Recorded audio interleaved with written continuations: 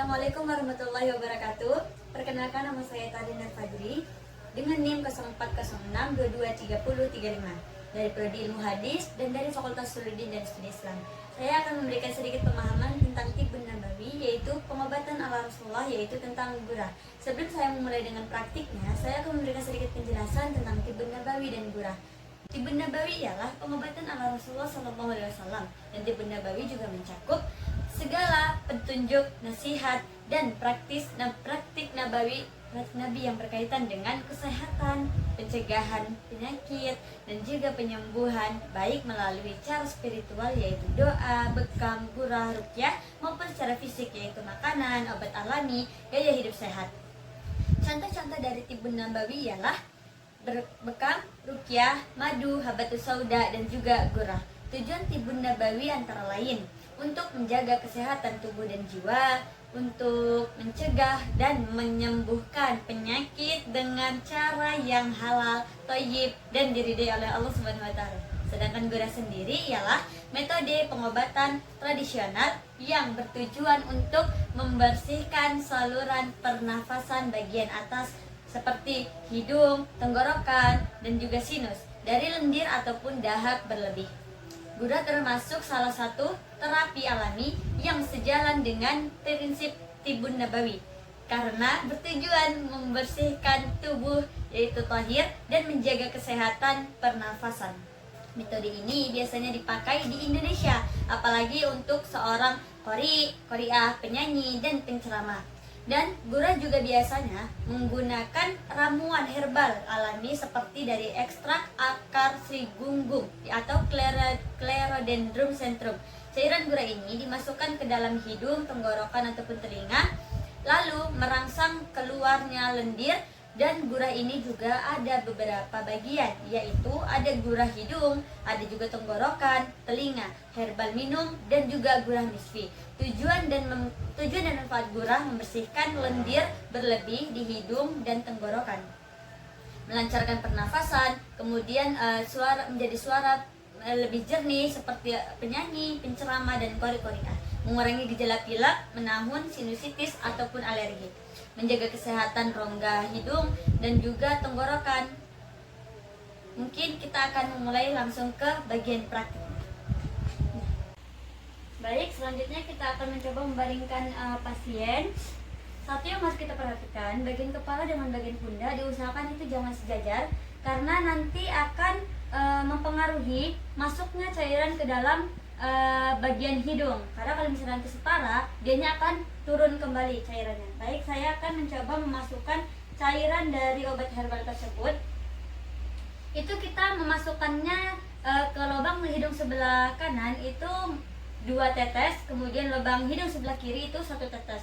Dan dianjurkan untuk meneteskan setiap cairan herbal ini ke dalam hidung, tenggorokan, ataupun telinga itu dengan hitungan yang ganjil. Baik, ini akan sedikit perih, namun itulah nanti obatnya akan bereaksi terhadap hidung kita, tenggorokan, ataupun telinga.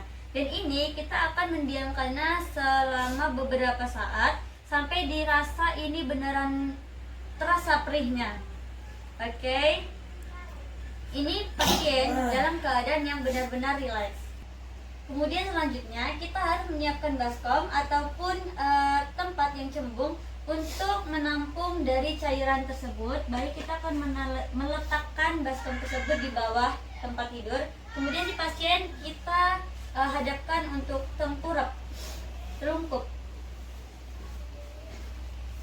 Kemudian kita akan mendiamkannya selama kurang lebihnya 1,5 jam hingga ke 2 jam. Gunanya untuk menghabiskan sisa-sisa lendir yang ada di tenggorokan, hidung, ataupun telinga. Oke. Setelah lewat 1,5 jam ataupun hingga 2 jam, maka si pasien diperbolehkan untuk duduk. Namun kita harus memperhatikan cara duduknya. Coba kepada saudari untuk duduk. Duduk yang dianjurkan dalam gurah yaitu seperti ini, karena tidak boleh asal-asalan, karena bagian kepala yang kita masukkan cairan tersebut nanti takutnya akan cairannya akan merambat ke saluran yang lain. Nah, dianjurkan juga untuk si pasien beristirahat selama 2 atau 3 hari setelah digurah, karena Kalau misalnya dia langsung bekerja dengan berat, nanti dia akan drop ataupun badannya akan bereaksi tidak sehat.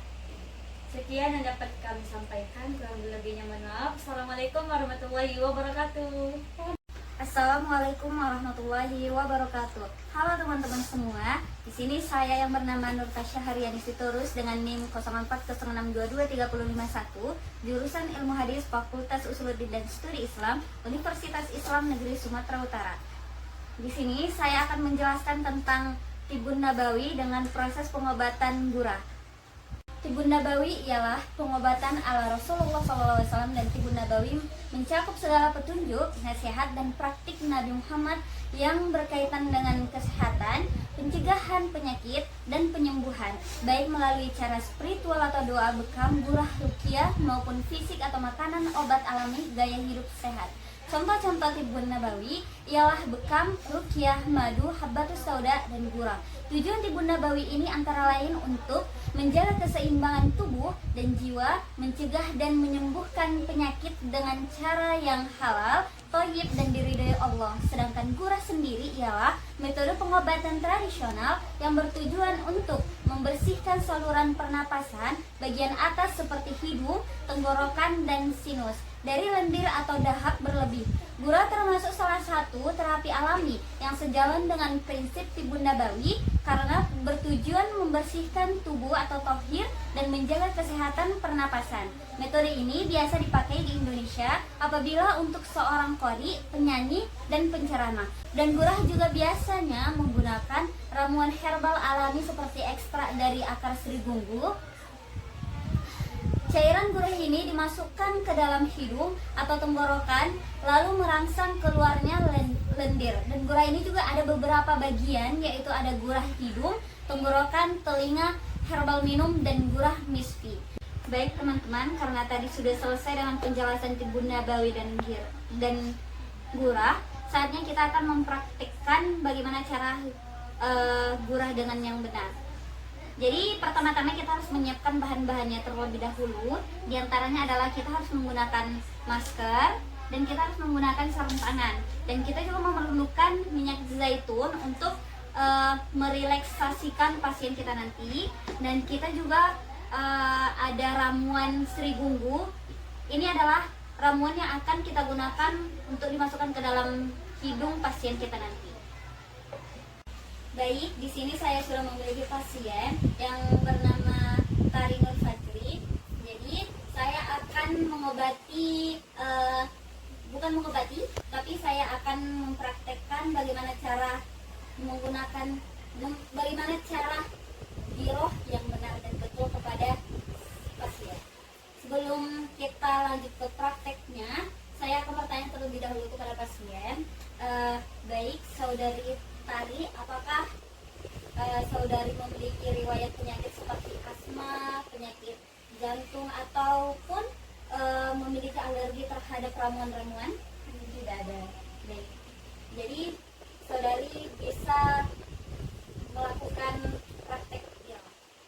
Oke, langkah pertama adalah kita harus menggunakan masker dan sarung tangan agar tidak terinfeksi kepada pasien kita, bukan malah sembuh, malah nanti menyebabkan menambah penyakitnya lagi. Sebentar ya. Nah teman-teman, saya sudah menggunakan sarung tangan dan masker. Oke, langkah selanjutnya adalah kita harus merelaksasikan pasien kita dengan menggunakan minyak zaitun. Ingat, kita harus menggunakan minyak zaitun dan menggunakan minyak-minyak yang lain. Tujuannya untuk memberikan kenyamanan atau merelaksasikan pasien kita. Jadi kita pijat pelan-pelan. Oke. Di sini juga kita pijat-pijat. Tujuannya untuk merelaksasikan pasien. Baik, setelah semuanya selesai, sudah siap, saatnya kita membaringkan pasien. Dan ingat, kita harus membaringkan pasien itu kepala dengan bau harus lebih rendah kepala. Tujuannya agar setelah kita memasukkan cairan